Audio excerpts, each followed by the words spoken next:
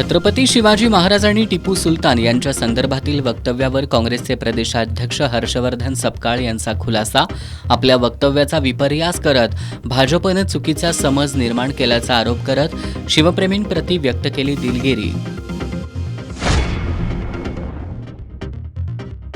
प्रशासनानं नशेबाजांविरोधात कडक कारवाई करावी, आमदार सतेज पाटील यांची मागणी.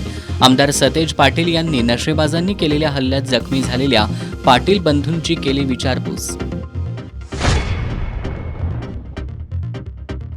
पतीसोबतच्या वादात जखमी झालेल्या कोल्हापुरातील स्वाती हुबाळे यांचा उपचारादरम्यान मृत्यू.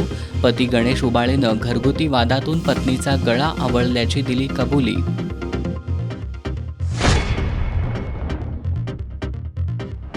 लक्ष्मीविलास पॅलेसमधील शाहू वस्तुसंग्रहालयाचा लोकार्पण सोहळा भव्य दिव्य व्हावा, शाहूप्रेमींच्या बैठकीत मागणी.